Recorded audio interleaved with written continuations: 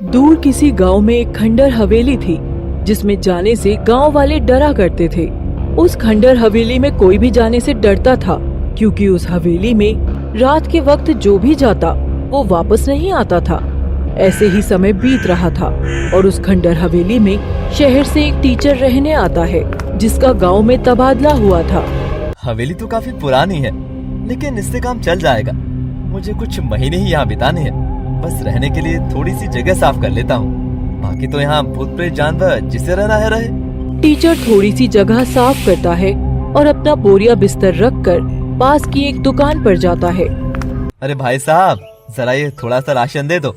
इसमें जो कुछ लिखा है वो तौल दो आप। अरे टीचर जी, आप पास वाली भूतिया हवेली में रहने आए हैं क्या?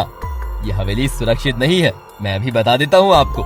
जिस तरह आप यहाँ चल कर आए हैं उस तरह लौट जाओ, वरना बेमौत मारे जाओगे। ये सब अंधविश्वास का नतीजा है जो गांव वाले भूत प्रेत पर आज भी विश्वास रखते हैं। साइंस इस पर बिल्कुल विश्वास नहीं करती। खैर छोड़िए, आप मुझे सामान दे दीजिए। देखिए टीचर जी, गांव में विकास जरूरी है और आप जैसे टीचर का होना भी, लेकिन मैं नहीं चाहता कि किसी की जान चली जाए।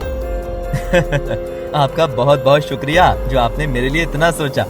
अब टीचर सामान लेकर हवेली की तरफ बढ़ जाता है। गांव वालों को जब पता चलता है कि हवेली में एक टीचर रहने आया है तो हर कोई टीचर को देखकर उसे यहाँ से चले जाने को ही कहता है। लेकिन टीचर तो ठहरा टीचर, वो भूत प्रेत पर विश्वास नहीं करता।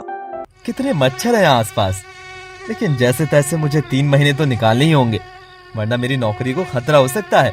अभी नई नई नौकरी लगी है। खैर, ये सामने से सफेद कपड़े में कौन जा रहा है? कहीं उस दुकान वाले की बात सच तो नहीं हो रही? लगता है मुझे डराने की कोशिश की जा रही है। कोई बात नहीं बच्चों, मैं भी टीचर हूँ, वो भी साइंस का। और साइंस के टीचर से तो भूत प्रेत के भी हाथ पैर कांपते हैं। अब अगले दिन टीचर बच्चों को स्कूल में पढ़ाने जाता है। तभी एक बूढ़ी औरत मिलती है जो टीचर को कहती है, अरे बेटा, तुम इस हवेली में आए हो ना जिसमें भूत प्रेत का साया है। मैं तो कहती हूँ बाल बच्चे वाले हो तो यहाँ से चले जाओ, वरना लौट कर नहीं जाओगे शहर। अरे अम्मा, आप भी ऐसी बातें कर रही हैं। चलिए कोई बात नहीं, अगर आप लोगों को लगता है कि मैं उस हवेली में रहने के बाद मर जाऊंगा तो कोई बात नहीं, लेकिन मैं यहाँ बच्चों के भविष्य के लिए आया हूँ। ऐसे तो नहीं जा सकता डर कर। टीचर को लोगों की बात सुनकर अफसोस होता है कि आज के समय में लोग भूत प्रेत जैसी बातें कर रहे हैं। अब देर रात टीचर चांद की तरफ देखकर चांद से बातें कर रहा होता है। तभी अचानक उसे किसी के आने की आहट होती है। मुझे किसी के आने का एहसास हुआ है। लगता है कोई तो है हवेली में, मुझे देखना चाहिए। वैसे भी गांव वालों की बातें सुन सुनकर मुझे भी थोड़ा थोड़ा लगने लगा है कि इस हवेली में कुछ तो जरूर है।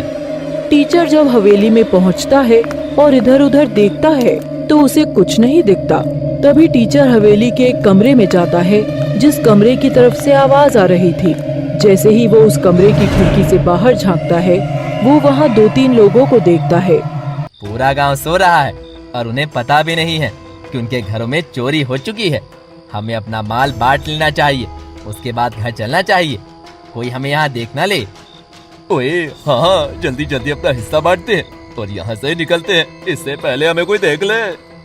इतना कहने के बाद दोनों चोर अपना अपना हिस्सा बांटकर उन गहनों और पैसों को जमीन में गाड़ देते हैं और वहाँ से चले जाते हैं। टीचर ये सब देख रहा था। अब अगली सुबह, अरे मेरी दादी का 9 लाख का हार चोर ले गए और मेरी पत्नी का मंगलसूत्र तक ले गए चोर। आखिर हमारे गांव में चोरी चकारी कब बंद होगी? हमें पता भी नहीं चलता कि चोरी कौन कर जाता है। अरे मेरे तो पुश्तैनी गहने चोर लेकर चले गए, कीड़े लगे चोरों को। अरे अम्मा, इस गांव में कब से चोरी हो रही है? अरे इस गांव में तो हमेशा से ही चोरी होती है। कभी चोर पैसे ले जाते हैं तो कभी गहने, और कुछ नहीं रह जाता लोगों के पास, और चोरों का पता तक नहीं चलता। अब तक इस गांव में कोई ऐसा घर नहीं होगा जिसमें चोरी नहीं हुई। बड़ी गंभीर समस्या है। इन लोगों को मैं ही सांत्वना देता हूँ। अच्छा, आप लोग रोना धोना बंद कीजिए और भगवान पर विश्वास रखिए कि आपके गहने पैसे कल तक आपके पास आ जाएंगे। अरे तुम तो ऐसे बोल रहे हो जैसे तुम उन चोरों से हमारे पैसे गहने जेवर ला कर दोगे। आज तक हमारे गांव में चोरियां होती रही है, कभी कुछ वापस लौट कर नहीं आया है। सब कहने की बातें हैं। अब टीचर तो वहाँ से चला जाता है। अगली सुबह गांव वाले जब उठते हैं तो उनके पैसे गहने जेवर उनके घरों के बाहर पोटलियों में रखे होते हैं, जिसे देखकर गांव वालों को विश्वास नहीं होता। लेकिन उन्हें टीचर की बात याद आती है और वो टीचर के पास जाकर उस चमत्कार के बारे में उसे बताते हैं और लोग टीचर को अंतर्यामी समझने लगते हैं। मैंने तो कहा ही था, भगवान पर भरोसा रखो, सब ठीक हो जाएगा। हमने तो भगवान पर पहले भी भरोसा रखा था, लेकिन हमारा पैसा गहना लौट कर नहीं आया। लेकिन आपने जैसे ही कहा सब कुछ वापस आ गया। आप तो साक्षात भगवान हैं। इधर जब देर रात चोर अपना हिस्सा गहने पैसे लेने आते हैं तो उन्हें उनका गहना पैसा नहीं मिलता। अरे यहीं तो रख कर गए थे हम, हमारे गहने पैसे कौन ले गया?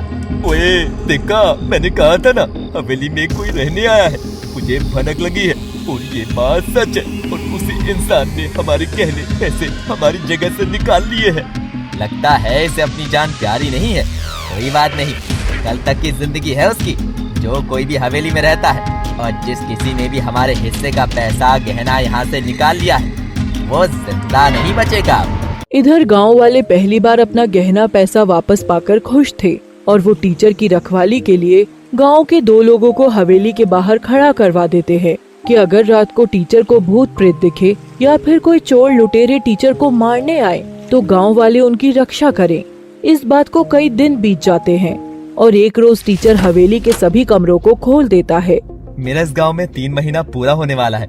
उसके बाद मैं यहाँ से चला जाऊंगा, लेकिन उससे पहले इस हवेली में जितने भी कमरे हैं, उन कमरों में मैंने संदूकें देखी हैं। अब इन संदूकों को खोलो। अरे बेटा, क्या है इन संदूकों में, जरा मुझे भी तो बता। इन संदूकों में गहने, जेवर, पैसे भरे पड़े हैं, जो अब तक आप लोगों के चोरी होते रहे हैं।